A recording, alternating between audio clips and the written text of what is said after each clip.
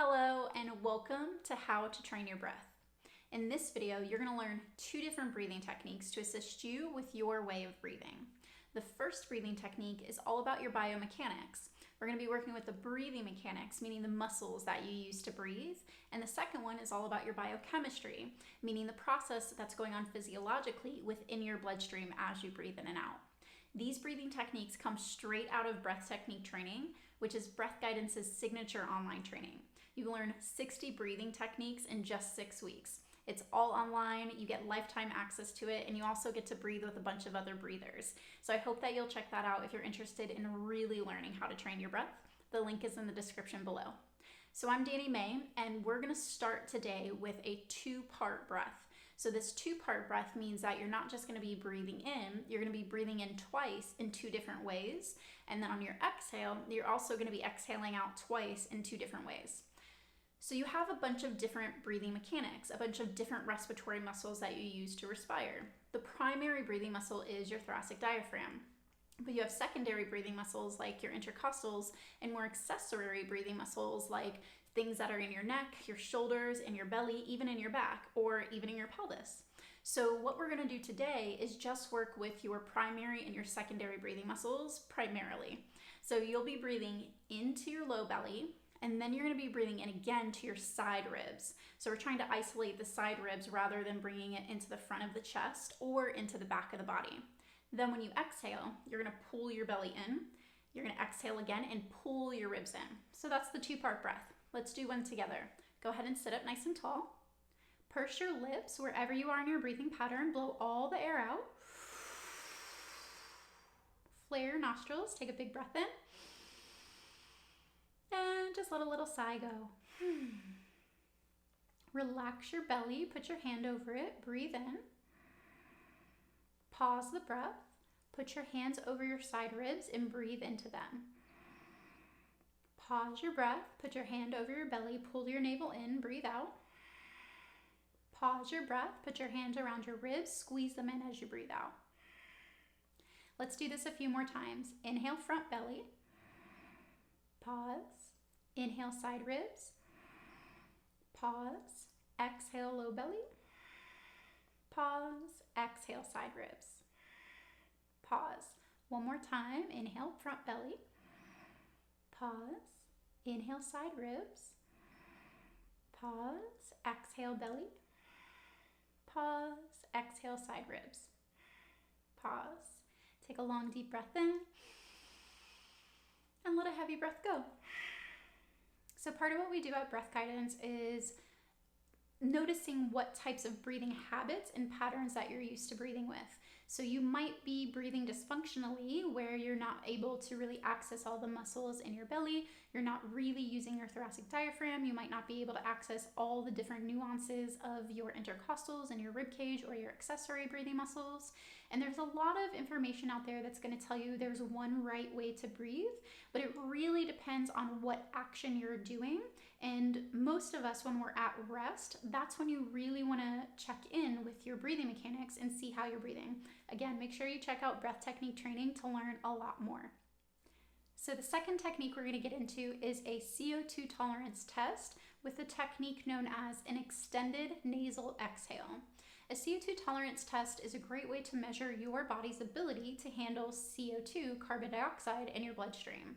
If you have a low CO2 tolerance, there's a very good chance that you don't deal with stress or anxiety well. There's tons of research out there now that says that your CO2 tolerance is directly related to your ability to handle stress and anxiety. So if you have a high CO2 tolerance, you're probably a lot better equipped and able to handle stressful situations. So the extended nasal exhale is the technique we're going to use to measure your CO2 tolerance. The idea is that you're going to get a full breath in, you're going to exhale for as long as you can from your nostrils and only your nostrils, and you want to do that without stopping. So no pauses, no breaks, and you want to learn how to also control your vocal diaphragm to be able to slow the rate of air as it's exiting as slow as you can. That's another thing that we go deep into in breath technique training. So again, make sure you're checking it out if you want to learn more. The inhale that we're going to do the CO2 tolerance is a 360-degree in-breath. So this is where we're going to breathe down into the pelvic floor. We're going to breathe forward into the belly, back into the back, sides into the side ribs, diagonal, and we're going to try to spiral the breath as full as we can into every single lung cell with as much air as we can get in. So trying to get to your total lung capacity to then have more fuel to be able to exhale as slow as possible. Let's do this together. I have my stopwatch, so I'll be doing this with you, but I would definitely suggest if you have a watch or some kind of stopwatch to time your extended nasal exhale, you want to do that now. So you know, we're aiming for about 40 seconds. 40 seconds is a really good number to have. That means your CO2 tolerance is pretty good. It also means your vocal diaphragm control is pretty on point. If you have 20 seconds or below, this is something you really want to work on. So if you're ready, we're going to take the reset breath. Purse your lips, blow all the breath out. Use your nose, breathe it all the way in. Just release a sigh. Now blow the rest of that breath out. Use your nose, breathe into your pelvis. Front, all the way around. Getting as much air in your nose as you possibly can. Use your mouth to top it off.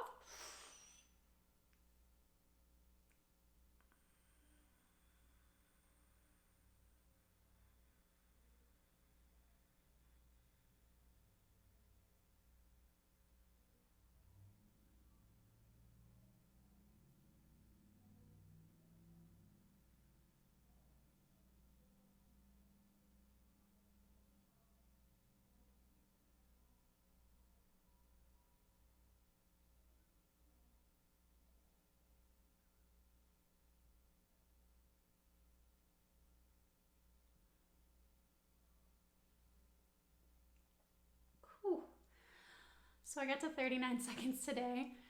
That was hard. Some days I feel like I can get really high. Some days I feel like I can get really low.